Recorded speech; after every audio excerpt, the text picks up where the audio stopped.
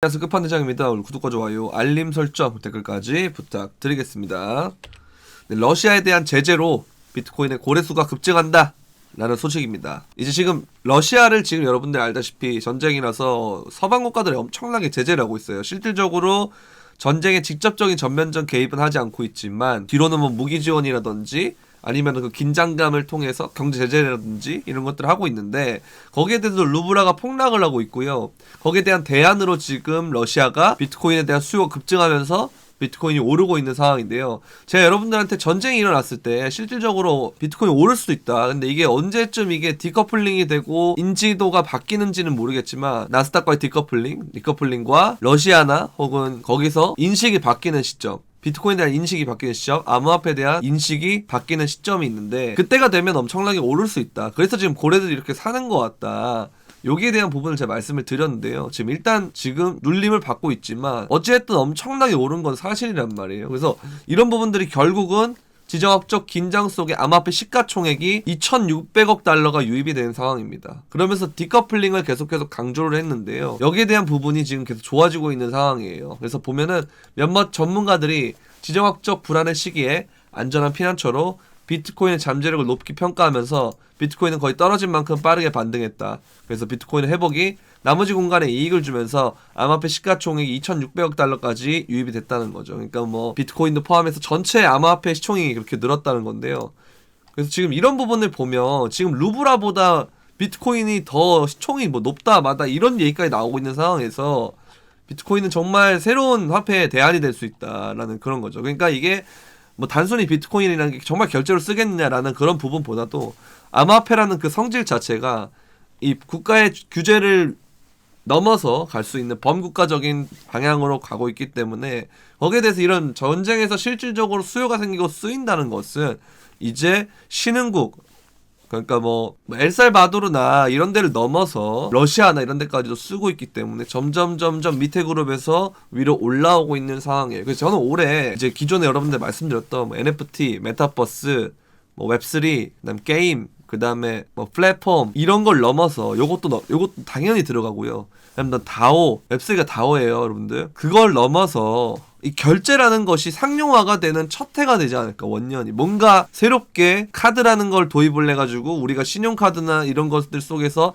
일상에서 결제가 되고, 실제로 지금도 되고 있는데 이게 상용화가 되는 본격적인 시작이 되지 않을까라는 그런 생각이 들거든요. 왜냐면 루브라도 폭락을 하고 있는 시점에서 신흥국 화폐, 그러니까 달러나 아니면 엔화나 뭐 위안화나 이런 3대 거의 기축통화급으로 묶이는 것 말고는 정말 힘을 못 쓰는 시점이 올 수도 있다고 생각하거든요. 왜냐면 미국마저도 지금 인플레이션이 강화되는 상황에서 한국은행도 보시면 인플레이션 빨간불 켜졌고, 한국은행에서 올해 소비자 물가 전망치를 3.1%로 상향을 시켰어요. 그러면서 원자재 수급 불균형 및 경기 위축 이런 걸 하기 때문에 금리 인상이나 이런 것들이 더 미뤄질 수도 있는 가능성이 생기고요. 그리고 실제로 금리 인상을 하게 되더라도 지금 러시아도 엄청나게 금리 인상을 하고 있는데도 불구하고 루블화 화폐를 잡지 못하고 있거든요. 그래서 이런 부분에 대한 이번 연도에 요게 좀 생기지 않을까, 화폐 불신 이런 게 좀 본격적으로 좀 생기지 않을까라는 그런 생각도 좀 들어가지고, 결제나 뭐 이런 쪽으로도 조금 메타가 오지 않을까라고 일단은 지금 가설을 하고 있고 생각을 하고 있는데, 이런 부분들은 또 나중에 또 다른 별도의 영상으로 소개하는 그런 영상으로 풀어드리도록 하겠습니다. 그리고 지금 중앙은행에서 지금 인플레에서 경기 둔화의 무게가 되기 때문에 금리 인상이 지금 더뎌지고 있다는 거예요. 그래서 이런 부분들을 보면은 되게 부담이 된다는 거죠. 여기서 긴축을 할 만한 상황이 아닐 수도 있다. 지금 경기가 오히려 부담이 되는 상황이 될 수 있기 때문에, 그렇다면 이게 정말 이 물자를 소비하고 전쟁이라는 그런 이슈를 통해서 점점점 뭔가 더 소비를 하는 개념이 될 수 있거든요. 근데 여기서 금리 인상을 따로 하지 않아도 이런 쪽으로 돌파구를 마련할 수도 있기 때문에 이런 부분들은 조금 더 지켜봐야 될 것 같습니다. 전쟁의 추이가 어떻게 되는지, 전면전이 저는 일단 일어나지 않을 거라고 봤었는데 뭐 혹시라도 일어난다면 어떻게 될지, 이런 부분에 대해서도 조금 더 지켜봐야 될 것 같아요. 자, 이번에 비트코인이 상승 중에 고래들에 의해서 움직이는 물량이 20만 비트코인이라고 합니다. 지금 보시면 이 원이 크면 클수록 지속되는 방향이 계속 생긴다는 건데요. 여기서 이렇게 올릴 때 원이 생겼고, 요 지점에서 올릴 때 이만한 원이 생겼고, 그 다음에 이렇게 올리는 과정에서 이런 원이 생겼다고 하는데요. 이 고래가 밑에서 이렇게 지금 움직임이 많다는 건 여기가 지금 바닥권이 될 수도 있다라는 말이라고 보거든요. 뭐 이런 식으로. 그래서 제가 여러분들한테 계속 말씀드렸던 게 여기서 뭐 수렴의 형태나 이런 게 일어나면 이런 식으로 갔다가 이렇게 올리는 가능성이 좀 있어 보인다라고 말씀을 드렸는데, 그러면 이 중간 이 정도쯤에는 한번 눌림이라는 게 와야 된다라고 생각하거든요. 그래서 지금 이렇게 차트를 한번 보게 되면 제가 실제로 이렇게 꼬리를 달리고 있고, 그 다음에 보시면 어느 정도 지금 피보나치 되돌림 값으로도 봤을 때는 거의 다 와 가요.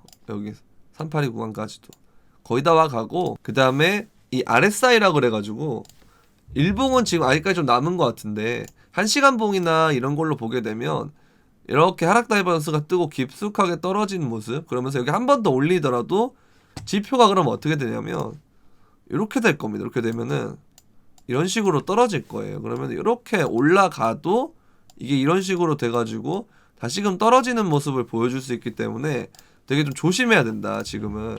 그래서 지금 이렇게 뭔가 좀 아슬아슬하게 꾸역꾸역 하고 있긴 하지만 여기 보시면 알다시피 좀 애매하긴 하거든요. 그래서 올라가더라도 얼마 안 있다가 떨어질 가능성이 높아요. 이런 식으로 이런 모양이 나올 가능성이 높기 때문에 우리는 어느 정도 밑에서 받으신 분들은 익절을 좀 하면서 가야 된다. 비중을 줄이면서 리스크를 매니지먼트를 하고 리스크 관리를 한 다음에 가야 된다. 천천히. 왜냐면 우리가 확인을 했는데, 제가 여기서 떨어질 때 무섭다고 매수 못하고 혹은 물려있어서 힘들다고 하시는 분들 많아요. 그런 분들은 이럴 때 기회 줄 때 나와야 됩니다. 저는 계속 이렇게 올라간다는 큰 관점은 변하지 않지만 그냥 올라가기만 하는 것이 아니고 이렇게 올라갔다고 큰 조정을 주고 또 이렇게 가면 또 큰 조정을 한번 준 다음에 이렇게 올라가야 된다라고 보거든요. 그래서 이런 부분들을 보시면 되겠고, 그 다음에 여기 보면 이평이 이동평균선이 지금 주요 2평이 보면은 여기에 걸려 있어요. 49,000, 48,000, 5만 이쪽에 걸렸기 때문에 만약에 많이 올라가면 여기도 갈 수 있겠지만 여길 어쨌든 가는 동안에 이렇게 크게 떨어질 가능성이 높거든요. 왜냐면 이제 이걸 또 뒷받침하는 게 뭐냐면 지금 삼등고래가 지금 거의 몇 달 만에 처음으로 팔았어요. 지금 얘가 마지막에 판 게 이거 12월 13일 1비트 이거는 좀 빼고 생각을 해보면 거의 11월 9일날 1500비트를 판 다음에 이제 거의 한 4달 만에 이걸 팔았단 말이죠. 코인베이스에 이걸 팔았어요, 비트코인을. 그럼 얘가 이전에 팔았을 때 어떻게 됐는지 가격을 한번 보게 되면 요렇게 나오거든요, 대충. 이런 식으로 추이를 볼 수 있는데 여기서 거의 최고점에 팔았고 여기서도 지금 뭐 거의 어깨에서 팔았고 여기도 뭐 어깨라고 볼 수 있지만 어쨌든 분할 매도를 계속 했다는 거죠. 얘도 지금 매도를 거의 한 4번 정도 막 끊어서 매매하고 어쩌다가 최고점 매매를 할 수도 있는데, 이제 이런 걸 봤을 때는 우리가 조심할 때가 됐다는 겁니다. 그리고 5월 달에도 요 빔 때 매도를 했어요. 그래서 어느 정도 우리가 리스크 관리를 해야 되지 않나 그런 생각이 듭니다. 저는 리스크 관리가 좀 필요하다. 그래서 현물이 차트를 보면 아직까지 뭐 바닥권이 경우가 있지만 알트들 아직까지 올라가려고 막 용쓰고 그러긴 하지만 지금 실제로는 비트코인 도미넌스가 오르는 거기 때문에 비트코인의 지분율이 올라가거든요. 그렇다면 떨어질 때도 도미넌스가 이렇게 오를 수가 있어요. 그 말인 즉슨 무엇이냐, 단기간에는 알트가 방어력이 별로 안 좋을 수 있다는 겁니다. 비트코인보다. 그래서 이런 부분을 통해서 보면 우리는 알트가 바닥권이가 정말 매력적이긴 하지만 당분간은 이 비트코인에 조금 유리할 것 같고, 그 다음에 알트코인은 좀 낮은 비중으로 조금 보는 게 좋을 것 같다라고 봅니다. 왜냐면 우리나라 사람들이 알트코인에 대한 비중이 너무 높아요. 그래서 이런 부분들을 보게 되면 지금 막 바닥권이나 이런 데서 오를 때는 도미넌스가 오르는 모습을 보여주면서 그러다가 알트로 쭉 도미넌스가 빠지면서 알트코인으로 자금이 몰리는 현상이 나오는데요. 이게 도미넌스가 내려간다는 게 무슨 말이냐면 전체 암호화폐 시총에서 비트코인의 시총이 차지하는 비율인데 이 비율이 올라간다는 건 그만큼 알트들 방어력이 떨어진다는 소리고요. 이 비율이 떨어진다는 거는 그만큼 알트코인이 강세가 된다는 거기 때문에 이런 부분들을 잘 유의하시면 좋을 것 같아요. 그래서 이런 부분들을 보게 되면 뭐 지정학적 리스크를 통해서 오히려 비트코인이 인정받는 계기가 되고 있거든요. 그래서 이런 부분은 되게 새롭고 여러분들도 되게 새롭겠지만 그만큼 비트코인이 갖고 있는, 그리고 암호화폐가 갖고 있는 본연의 그 가치, 탈중앙화라는 가치가 여기서 인정받기 시작한다는 거니까 점점점 우리 암호화폐에 대해서 관심도는 늘어날 것이고 다시 결국은 오게 될 겁니다.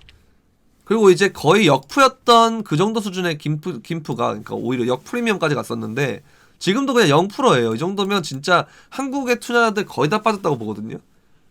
그러면 뭐냐? 한국의 투자들이 거의 다 빠졌다면 이거는 사실은 매수 심리가 엄청 죽었다는 거기 때문에 진정한 이거는 공포다. 거의 한국인들이 이런 거를 반영을 그냥 정확하게 하거든요. 유튜브 조회수나 이런 것만 봐도 돼요. 코인 유튜버들이나 저도 그렇고 조회수가 얼마나 떨어졌는지 이런 걸 보게 되면 관심도가 많이 떨어졌구나, 이런 거를 알 수 있습니다. 네, 영상 설명란에 실시간으로 텔레그램에서 브리핑하는 그런 부분도 있고요. 그 다음에 트위터 주소도 있으니까 많이 유튜브 말고도 구독해주시면 감사하겠습니다.